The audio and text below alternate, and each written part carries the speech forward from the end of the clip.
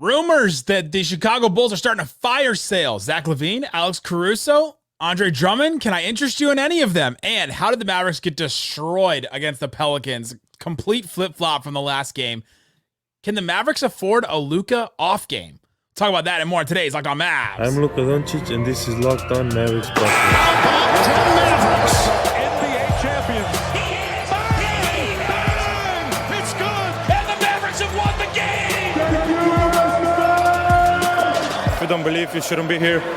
Loyalty never fades away. And welcome. You are locked on to the Dallas Mavericks. My name is Nick Angstadt, media member and NBA channel manager for the Locked On Podcast Network, your team every day. Thanks for being part of the show, making Locked On Mavs your first listen today, where the best way you can help us grow the show is to listen every day and to comment anything below. Let us know in the comment section. Should the Mavericks trade for Zach LaVine, Alex Caruso, or Andre Drummond? Curious the thoughts around here about those guys. Today's episode is brought to you by maybe no one. All right.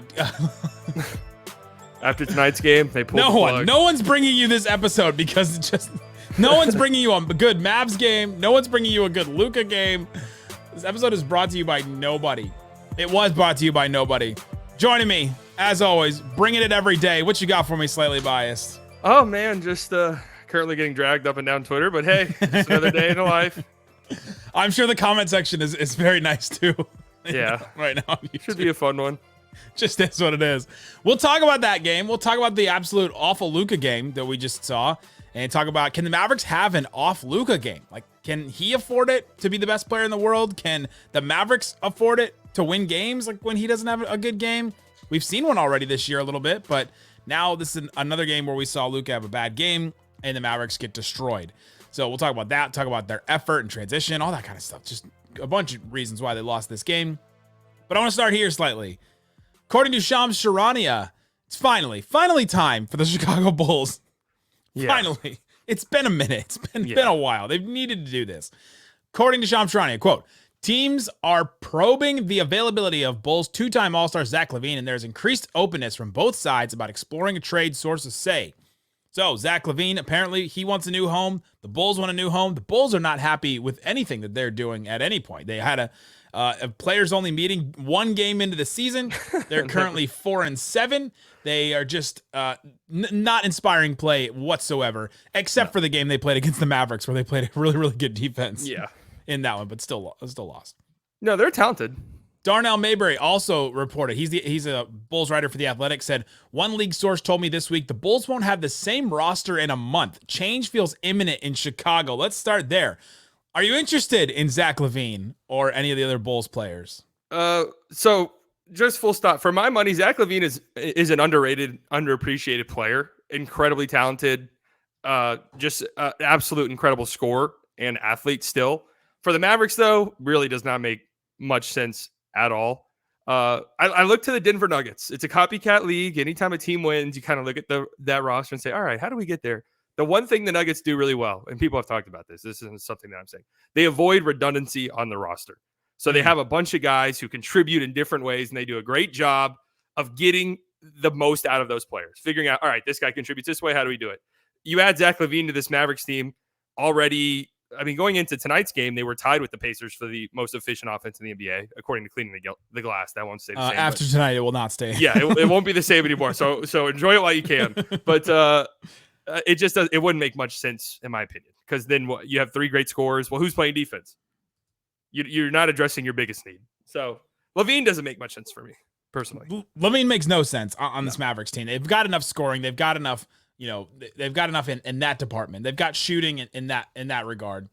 And look at his salary. He's making $40 million this year, 43 the year after that, 46 the year after that, and then a player option for almost $49 million in that fourth. So he's got 3 more years after this one still on his contract. That's a lot. And to have 3 guys like that, you've got to know that those 3 guys are championship title quality players. Mm-hmm. If you're listening to this right now, and you say those 3 are championship title quality players, like all 3 of those guys together would win the Mavs a title, I would like to hear from you.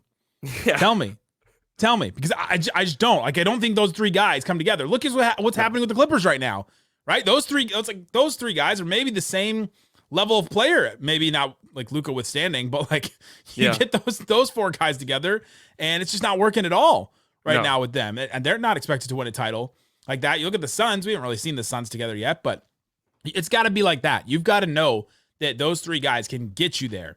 And I don't think the Mavericks could get there. Plus, think about the salary they'd have to send out to get Zach LaVine too. I mean, you'd have to send Tim Rashawn. That gets you to what? 29-ish million. You're 11 million short. I guess you send Maxey. Yeah, but now you haven't really put any value into the deal yet. No. And so it doesn't make any sense. So then you've got to send what? Like Hardy. Because Josh Green's not even on his extension yet. So he's still on that whatever. So I don't think they can trade him. No. But no, I'm out on Zach LaVine. So I wanted to bring up Zach LaVine because I knew there'd be people that were interested. The Mavericks, I'll say, the Mavericks have had interest in him in the past, right? I think this was before the Kyrie Irving thing that they did have interest in Zach LaVine. This specific front office did. And so there is some connection there. And so if the Mavs do it, I may respond the same way Darian Vaziri did on Locked On Clippers when the Clippers got hard enough. I think this is a big mistake, and I don't think this is going to work. The other players, though, on the Bulls, there's a couple others. You look at DeMar DeRozan. I would kind of say the same thing about him. However, $28 million, a little easier to swallow, and it is an expiring deal. So, like, yeah, it's kind of the same on-the-court stuff. You maybe avoid a game like tonight where the Mavericks get beat. Like, their offense would always have something going because of the mid-range shot with DeRozan. But the Mavericks like to create a bunch of open threes, and DeMar DeRozan doesn't do that. So the on-court thing doesn't make a ton of sense. No, DeMar's the toughest player on the Bulls to figure out a trade partner for because it's not a very plug and play style. Whereas even Zach LaVine is you can be plug and play. The contract's ginormous, so it's not easy to trade for by any stretch of the imagination. But yeah, DeMar on the Mavs doesn't make any sense at all. Grizzlies for DeRozan. Grizzlies make some sense. The DeMar DeRozan to the Grizzlies trade feels like when the Grizzlies traded for Rudy Gay, like a long time ago. You remember that? And they were like, "Oh, he's the guy, the wing scorer we finally need." It's like, okay, 2K legend. He's better than Gay was then. But yeah, he was incredible in 2K. The other, he was incredible 2 years ago when he was breaking like that Wilt record for most like 35-point games in a row or whatever. Yeah. The other players on the Bulls, though, Alex Caruso, I think is going to be a really sought-after player. He's got $9.4 million this year. He's got a non-guaranteed, random, about $10 million a year after that. He would fit what the Mavericks need pretty easily. But I think a lot of teams are going to try to go after him. Oh, for sure. This is something that we talked about at a different time, but I was talking with a friend about this today, is that we're going to enter this very strange time in NBA trading. It's already been a very strange time in NBA trading, but we're really going to enter this time where these teams that have accumulated a ton of draft capital and trade assets are starting to be good.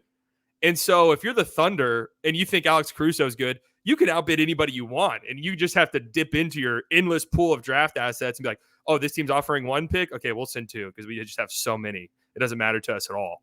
So Caruso would be incredible. Obviously, there's just no way you're going to have enough to get him unless you're dramatically overpaying. So, or unless you sneak in there somehow, right? Unless he says, I went to Texas A&M. I only want to play for the Mavericks. Don't trade me anywhere else or else I'm not coming. And let me tell you, Caruso's not going to be doing that. Doesn't strike me as that type of player. I mean, do you know how much he loved Texas A&M? I know people who go to Texas A&M, so I'm assuming very much. You ready for this? What?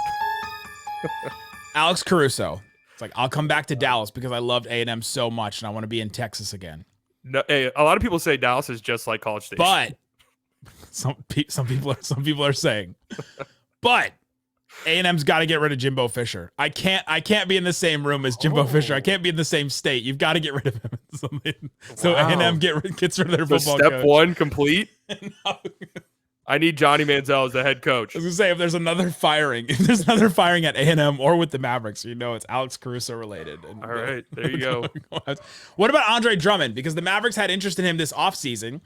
Rebounding is still an issue. Backup center seems to still be an issue defensively. And there's some numbers that Drummond has been okay defensively the last couple of years with the Bulls. Would you have any interest in him? He's making just like $3 million. Yep, and I'll just go ahead and say it now. He will be a Dallas Maverick. Because the Mavericks do this all the time. The players that they have reoccurring interest in at some point, they almost always end up with at some point or another. It does make some sense. And I think if you could get him to buy into being this like, hey, you might play one in every like 3 games if Lively's out or if Lively's in foul trouble, because I personally still like the Dwight Powell change of pace from Lively. But yes, in games where you need size or Lively's in foul trouble, Andre Drummond could be your Lively replacement there. Like you step in for Lively and grab us some rebounds. And think about the games where the Mavericks have been. Think about the 2 games the Mavericks were destroyed this year besides this Pelicans game. Yeah. The Nuggets game got destroyed on the boards. Offensive rebounds were huge. Toronto got destroyed points in the paint because they couldn't finish some boards, couldn't finish some, and they couldn't, teams like guys were just scoring at the rim because Lively was out in that game. Yeah. So sure. I think I would be down with it, especially at this point in his career. He's not coming in going, I'm going to start. And the Mavericks already have a starting option with Lively. He's already shown to be pretty good. So if in that context, in that role, like I think I'd be interested in an Andre Drummond at this point, if that's where they decided to go. Torrey Craig, also kind of another interesting name for the Bulls, making $2.5 million. He would kind of fill in all right, what do we do when we got 4 guards out there? Like he would be the guy off the bench that would be that forward that the Mavs kind of need in that spot that Omax hasn't really filled yet. Yeah. I think Torrey Craig would be a great addition. And also a guy who's been in big games and played on contending teams in recent years. So I think for sure that would be a great addition. Torrey Craig and Drummond, interested. Everyone else, either too expensive or makes no sense. Patrick Williams is another one where I'm like, doesn't really make a ton of sense. I don't know what he's shown yet. Maybe he was good from 3 a couple years ago. Maybe the Mavericks like fix him. That's one of those like, I can fix him. We can fix him. I don't want to be mean. I'll just keep my opinions to myself. He's making $10 million. He's a restricted free agent. He wants a bunch of money this offseason. So the Mavericks have to figure out what they want to pay him throughout the rest of this year. And that's a really hard thing to do. Like, it just doesn't happen. I just don't know. I'll just say this. The trade doesn't make sense in my brain because, all right, you're not going to give up a ton for Patrick Williams. He's shown really nothing. Like, there's been tiny flashes here and there, but consistency-wise, he has not shown enough for you to be – like, I've seen mock trades where, like, the Mavericks are throwing picks and everything. No. Calm down. Absolutely not. And, the Bulls, like, why would they sell super low on Patrick Williams? Because in a world where they're blowing it up, wouldn't it not kind of make sense to be like, all right, Patrick Williams, LaVine's gone, DeRozan's gone, shoot 20 times a game, and let's see, like, what we're going to pay you in free agency. Because we're just not going to give you $20 million off the idea that, Patrick Williams can be good because he looked like Kawhi Leonard that one highlight. Yeah, so there you go. That's the Bulls. Let us know in the comment section if you're interested in any of those players, what the Mavericks should trade, all that kind of stuff. We'll talk about that probably in the future as this progresses and as rumors happen and all that. But coming up, let's talk about this Mavericks versus Pelicans game. Why did the Mavericks get destroyed in this one when they destroyed the Pelicans the game before that? We'll talk about that coming up. Today's episode is brought to you by eBay Motors. Our partners at eBay Motors have teamed up with Locked On Fantasy Basketball host and GOAT of fantasy basketball podcasting, Josh Lloyd, to bring you some of the best fantasy picks each week, all season long. Whether you're doing a daily draft, or you're doing daily fantasy, or you're scouting the waiver wire, all that, Josh has picked a couple of players this week for us to choose from. I'm going with Bilal Coulibaly. Josh said his Wizards rotation continues to be all over the place, but Bilal has played 30-plus minutes in the last 2 games, and he is their future, a massive defensive option for fantasy. Guys, the Mavericks are playing the Wizards in the next game. They're playing them Wednesday, and so that's somebody to watch out for your fantasy team, and Josh Lloyd has picked that player out to highlight in this one. Josh Lloyd from Locked On Fantasy Basketball going to help you win your fantasy championship, and eBay Motors knows a championship team is about each player being a perfect fit. Same with your vehicle.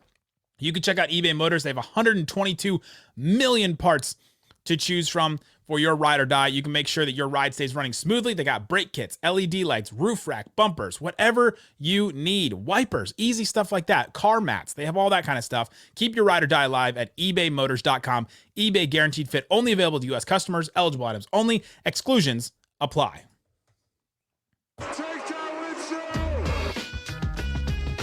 Thanks, everybody, for hanging out with us on Locked On Mavs, being part of the show, part of the Raccoon Squad, even after a Mavs loss. We appreciate you guys for hanging out there. If you want to get more info about the Mavericks, you want to get rumor updates, you want to get all kinds of stats and info during the games, you want to get film reviews from me, all that kind of stuff, subscribe to our subtext, get it sent straight to your phone, text the number in the description, or click the link as well. All right, Slightly. Sigh. Big sigh.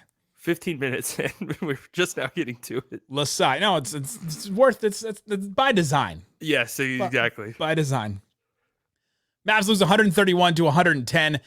I mean, this one is just one of the easiest games to ever analyze, right? Like you look at it, you can honestly look at the box score and know what happened in this game. 46 fast break points for the New Orleans Pelicans. 60 points in the paint, meaning like most of them came in fast break. But yeah, the 76ers lead the league in fast break points. Do you know how many points per game they score in fast break? Leading the league. How many did the Pelicans score tonight? 46, you said? 46. I'm going to guess like 28. 20, exactly. Oh, God. Yikes. So like more than double. Like what is that? Like 155%, 160% of the league leader in fast break points. Like this was just an awful Mavericks game. Mavs averaged like 12 turnovers a game. They had 20 in this game. Luka had 8 on his own. He had 6 in the first quarter. Like it just was from the get-go. Their transition defense wasn't good enough for them to turn it over 20 times. No, yeah, this was just... And I'll say this, I'll give the Pelicans some credit because they came out and played incredibly well. Herb Jones was a menace tonight. Huge. I mean, he was incredible for the Pelicans tonight. So it wasn't just that the Mavericks showed up and just didn't care. Like the Pelicans, I'm sure they had a heart-to-heart meeting after the games and some furniture got moved in the locker room or whatever because, you could see the effort was much different than where it was a couple nights ago for both of these teams, really. And the Mavericks, I'm sure we're going to talk about this in a second, but it's hard when the star player plays like this. It's hard to win games. It's going to happen. It's going to happen from time to time. I've tweeted out some things that people are very much misconstruing, but whatever. That's neither here nor there. They brought Herb Jones back. They kicked out Willie Green. He was out because of a non-COVID illness, I guess. Mm-hmm. And then the Pelicans they had lost the last 5 games, so they were really motivated. They got really embarrassed that first game. It was like their Seats for Soldiers night that the Mavericks do. I think they called it Hoops for Troops or something like that. And if you get beat that badly on the Hoops for Troops night, like, I don't know. It's pretty. You don't love the country. Just America haters, the Pelicans. Yeah, that's what it means. So they didn't want to like sit in that fact that they hate America, and so they wanted to come back and they wanted to win this one against the Mavericks. But yeah, they were motivated. Herb Jones was huge because the thing that the Pelicans did in the first game of this matchup is they doubled off the ball all the time, off the screen. Mm-hmm. Anytime a player came up and set a screen for either Luka's man that was guarding him when he had the ball or Kyrie's man when he had the ball and that guy was guarding him, they would just stay there, right? Like both defenders would stay there and stay right in their grill. And it didn't work at all in the first game. Like Luka and Kyrie threw great passes, felt like everything was in rhythm and everything was in sync. And in this game, you had Herb Jones who kind of messed with that, and you felt like the Mavericks were pretty lackadaisical in those too. Like there wasn't effort in that. Felt like guys weren't really moving to get open in passing lanes because you have to get to a better spot for the Mavericks to be able to pass it when you have like Zion and Herb Jones there with just these massive wingspans trying to get the ball. And that's where a lot of turnovers came from. Just bad passes, dumb stuff from the Mavericks. Like just such an easily explained game. Yeah, this is a easy flush it in the toilet game. Thankfully for them, usually back-to-back suck, but I think in a weird way, like it's almost kind of a good thing the Mavericks play tomorrow night, especially against a team like the Wizards. I mean, knock on glass. No offense to the Wizards, but we've seen them play knock this year. on glass? Knock on glass, save your ass. Why is it not knock on wood? Is that I know knock on wood's one. I've heard knocked on glass. Every time I say knocked on glass, people are always shocked. And I'm like, Where have you heard that from? Is that a Texas thing that I don't know about? I have no clue, but I have heard it before. But did Jimbo Fisher tell you that? Yeah, Jimbo did. Is Jimbo? I don't even think Jimbo's a Texas guy. I don't know. He was the coach at No, me either. He just was the coach at Texas A&M. They bought him out, and they owe him like $76 million, and I'm fascinated by that decision. Yeah, I mean, getting fired and getting $76 million is. I want that job. What a setup! Couldn't pay the players. Nope. No, I mean, can you take any bright spots from this game? Let's try to do that. No, I don't think you. I'm trying to think like. I didn't think Lively played horribly, actually. I did notice that. I thought he played 9 boards. Yeah, I mean, I thought he played okay. I mean, there's always, I guess, some things, but really, I just think this is a game you literally just forget about because you could just say, hey, guys, don't turn the ball over, 20 times and don't play horrible transition defense, and you won't have games like that. I mean, that's really it. It's honestly as simple as that because the Pelicans still scored in all the ways they scored in the first game, but just they had this extra boost of like 46 transition points. I think they had 13 in the first game. They had 13 fast break points. So you allow them 33 more fast break points, which is still more than the leading team in the NBA gets in fast break points in a game. It was just a bad effort thing. Felt like the Mavericks really overlooked them. Herb Jones was big for the Pelicans. I mean, they all, it was a pretty good game for them overall. And also the Pelicans didn't turn it over as much as they did in the first game. That was a big issue for the Pelicans in game one. Zion was just like, it was coming off of his foot every time he tried to drive, and it wasn't the case in this one. And they shot well. And, whenever you go up against a struggling team, because I think around half, I don't have the numbers in front of me, but it felt like around half of their points in the first quarter were off transition and off turnovers. And it's like when you go up against a struggling team, a team that has really just been not great offensively over the course of the whole season, and you just let them get easy baskets, see the ball go into the hoop and transition and stuff like that. The crowd's kind of starting to get into it. You open up yourself for like Jordan Hawkins to start going nuts from three and Matt Ryan hitting some big threes, because it wasn't like BI and Zion murdered you tonight or anything like that. Like, no. Was Jordan Hawkins their leading scorer? I don't even have the box They're score. tied. Yeah. Hawkins 20. Yeah. The box score doesn't necessarily matter. 25 for Hawkins, 25 for Ingram. Yeah. Herb scored well too. Can I tell you something that happened to me in New Orleans that directly led to the result of this game? Okay. Yeah. I'm interested. Jake and I are finishing our post game and we're standing there, courtside wrapping up. And all of a sudden a guy walks up to us and I was like, I recognize him for a second. And when you recognize somebody, but then it takes you a second to realize what you recognize him. Yeah. It was James Borrego. And he came up and just started like talking to us out of nowhere. And we were talking about their offense and how their offense struggled in that first game. And he's in charge. He's in charge of the offense. And he was like, yeah, we got to get up more threes. Like, you're just not going to be able to keep up with some of these teams like the Mavericks who took 53 threes in the first game. Mm-hmm. Like, we're just not going to be able to keep up with it. Well, they had 31 threes taken through the first three quarters, and they ended up with 38. Jordan Hawkins took 12 threes in this one, and he was one of the leading minute getters. Yeah, he was second in minutes on this team. He looked good. And James Borrego was the interim coach there. So they directly took that, and we're like, all right, we need to take more threes. They did take more threes, and they benefited from it. So Nick lost the game? I mean, I didn't suggest it to him. Oh. I mean, if anything, Jake did. I'm blaming Jake from Locked On Pelicans. Well, I was just about to say, you should take credit for it. Half the comment section would say you're immediately a better coach than Jason Kidd. I would play Rashawn Holmes too. I'm trying to get Rashawn out there. Gotta get him out there. He had 7 rebounds. Did he really? Yeah, he did. And really, in the fourth quarter alone? Did you watch any of the fourth quarter? No, guys, I got to be real. I know I'm doing a post-game show. I did not watch the fourth quarter of this game. Well, because you texted me in the middle of the fourth, and you're like, "I'm ready to go. I'm ready." Hey, by the way, I'm ready. Whatever.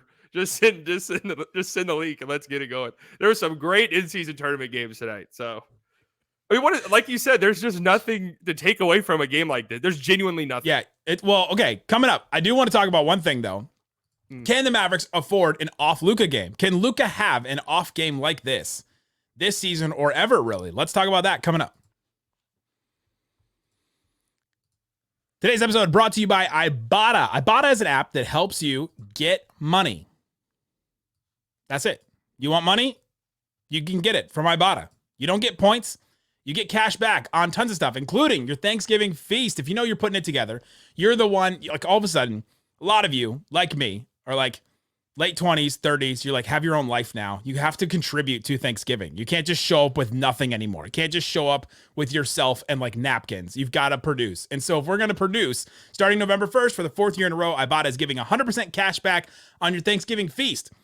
Just add the offers in the app to redeem everything you need to make your Thanksgiving feast complete. All you have to do is shop where you shop and upload your receipts at like places like Lowe's, Macy's, Sephora, Best Buy, other places that have produce, all that kind of stuff. Check it out. Download the Ibotta app. Use the code LOCKED to get 100% cash back on your Thanksgiving dinner starting November 1st. It's already started, already ready. Go to the App Store, go to Google Play, download the free Ibotta app. Use the code LOCKED. That's Ibotta, I-B-O-T-T-A. The CEO of Ibotta listens to Locked On Pelicans. He told Jake Madison that. That was pretty cool. Ibotta, I-B-O-T-T-A in the Google Play or App Store. Use the code LOCKED. Shut it down! Let's go home! All right, Slightly, let's talk about Luka Doncic. Awful game. I mean, just awful game from him. Like, honestly, the worst game he's played this year. Worst game I've seen him play in a long time. He finishes the game just playing 26 minutes. I don't think he stepped on the court in the fourth quarter at all. 5 of 16 from the field. An airballed 3, where if Luka has an airball 3, it's just a really bad sign overall. 8 turnovers total, only scored 16 points, only 2 assists in this one. Let's start with this. Can the Mavericks themselves afford an off Luka game like this? Can they win when he has an off game? Well, first, I just want to, again, shout out Herb Jones because he was really good in this game and did a great job on Luka. I think they can afford a bad Luka like shooting performance and like a kind of a high turnover game. I mean, they beat the game against the Bulls. Yep. Luka didn't shoot well, but I still thought that he impacted the game in many ways. And I thought he was, locked in defensively. And he shot the same. He was 5 of 16 in that game as well. Yeah, and they pulled out a win. So I think like with Kyrie, he had 10 assists in that one though. Yeah, exactly what I was about to say. Is he impacted that game in other ways? I mean, just the reality is I don't know. Even regardless of how a team's constructed, when a player has a ball in his hands as much as Luka does, and he performs this poorly, shooting and turning the ball over, I don't know if any team can survive that. Really, I mean, and this was like one of the worst Luka games I've ever seen. So it's not like it's not like it's like his on par for his like substandard games. This was just like really low. It was really bad. Yeah, I mean, it's just a really bad Luka game, and I don't think they can afford this bad Luka game. I think they can afford an off game, like you said. Yeah, the Chicago game, perfect example. Shot the same, scored 18 points in that one. Went to the free throw line a couple more times than he did tonight. But 10 assists, 6 turnovers, so still a lot of turnovers, but he got the 10 assists. Like he impacted the game in different ways. He played 40 minutes in that one. That's probably a big difference in it. But he affected the game in different ways, and the Mavericks got contributions from other guys besides him. The Bulls tried to do the thing where they get the ball out of his hands, and the Pelicans tried to do that a little bit too in this one, but nobody else. I felt like nobody else was really stepping up. Grant Williams had 7 threes in that game. He was just getting wide open threes in this one, in that Bulls game. And Tim Hardaway had 24 off the bench in that one. So you have to have other guys step up. They just didn't have that in this one. Like this to me felt like a game. It would be awesome if Kyrie had stepped up and scored like 35, and it really was. But they also lost on defense and the turnovers and defensive like transition. So it wasn't just on, if only Kyrie would have stepped up, they would have won this game. Like maybe it would have been closer, but they lost in other areas. Well, yeah. And I have to say, because I tweeted out some opinions about, because I think Luka, on top of being shooting poorly from the field, those games are going to happen. Like those games happen to every player who's ever played in the NBA, and especially for a player like Luka, who, I mean, his shot diet is insane, and that's who he is. He attempts tough shots because he's so good at making tough shots. He's gonna have bad shooting nights when he has the ball in his hand so much and he throws the passes he has. He's gonna have high turnover nights. His effort was really bad tonight. Like I need to say that it wasn't just all of those things. He was really bad defensively. He did not get back on defense. The team as a whole was really bad defensively. So I'm not just blaming it on Luka, but the rotations were terrible. You could just tell that he would lose his guy from time to time over and over again. And those are the games that the Mavericks absolutely cannot have from Luka, because it changes everything. And that's why I say those things about Luka, where he can't have games like tonight. That's what I mean. He's going to have bad shooting games. He's going to turn the ball over. These things happen. No one's saying they never happen. It can't be the whole like, oh, I'm not getting up the court now, or I'm pissed off on offense. I'm going to try to bait for a foul or throw a lazy pass, or I'm just not focusing on defense. My guy just ran in for a putback dunk, or he just floated to the corner and it's a wide open corner 3. Those are the things that can't happen. And, hopefully Luka realizes that soon. That's just really it. That's my criticism. And people, for some reason, just think I'm saying Luka's the worst player in the world when I say stuff like that. There's a responsibility and an expectation with being one of the top 5 players in the world. If he wants to get to best player in the world, where Jokic is right now, can't have a game like this, right? Jokic didn't have a game like this all last season. He went 2 of 10 in a game, and I was like, oh, he went 2 of 10 in a game. They won that game. It looks like he affected the game in other ways. They won, they won. Like it. You can't have a game like this. Just really can't if you want to be the best player in the world, because the best player in the world doesn't have games like this. Yeah, and Luka deserves those expectations. This is what people like. If you want to put Luka on that pedestal, or anytime if you say something bad about Luka, people try to attack you. Those people always have Luka on the pedestal. That's what comes with the territory. You have a game like this, you're going to get criticized. It's going to say, hey, can't have games like tonight. I was saying like on Twitter and on my stream, like if I'm a coach and I have a player playing, I know it's like a super friendly, coaching league, and Kidd is friends with all the players and stuff like that. And that has its benefits. So I'm not trying to like bash Kidd, but I'm saying like if your star player is playing that poorly and has that low of an effort level, I mean, at some point I think you almost just have to bench him and just say, all right, I can't ride with you tonight, because I just have to send a message to the team that this type of effort is inexcusable. And I think if you're the best player on the team, you're the de facto captain, whether or not you actually want to be the captain. You are the de facto captain. The team's always going to go as you go. And when the effort level is as bad as it was tonight, and in his credit, he hasn't really done this season. This is like the first really bad game. Yeah, right. Even in their losses, it wasn't this bad. And Luka, like I said in the Bulls game, he impacted the game in other ways. But the effort just can't happen tonight. Maybe Kidd looks at this game and throws it out, like you were saying before. It's like, hey, there's nothing really to take from this game. It just wasn't going to happen. We just throw this game out. Maybe they tried zone, like they tried some other stuff, like they tried some different lineups. Just nothing was working for them. They tried like a weird small ball with Seth and Hardy and like Exum and Luka. Luka was the 5. Yeah, they tried some of that kind of stuff. But this was one of my complaints last year about Jason Kidd. All right, you came in here because you can talk to Luka. Mm-hmm. So these type of games, who gets him at? For lack of a better term, who gets his head out of his ass? Right? Like who does that? It's a second ass mention. Like Isaac leaves the show and we're just like out here. Just locked on after dark, baby. Out here rampant. But who does that? Like who gets Luka out of these sort of funks? Who gets Luka to, all right, you can't have that defensive, transition mistake if you're going to also not shoot well, if this is going to happen, right? Like who does that in moments? It's a regular season game. Maybe Kidd doesn't want to play that card just yet, but he's got to play it at some point, and I'm not sure that he has. And I'm not sure that he did it last season because it kept being a problem over and over again, right? There's no way that he did it last season. Right. And so when is he going to play it, or does he even want to play it? Does he think he can play it? That's the question I have about a game like this. Again, one regular season game. Yeah. You flush it, you move on, but it's something to watch. If a game like this happens again with Luka, what does Jason Kidd do? How does he respond? What does he do? How does he get Luka to be the best that he can be? That's what coach is for, right? Like, imagine all the coach movies. They'd get their players to be the best that they can be, right? And have you ever seen Friday Night Lights?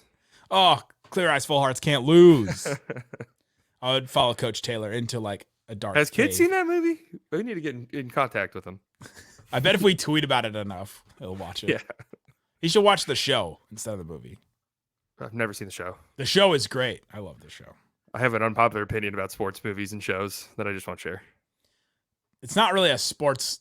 Well, it's like Ted Lasso, where it's like the sports is part of it, but it's not really like what the show is about. Yeah.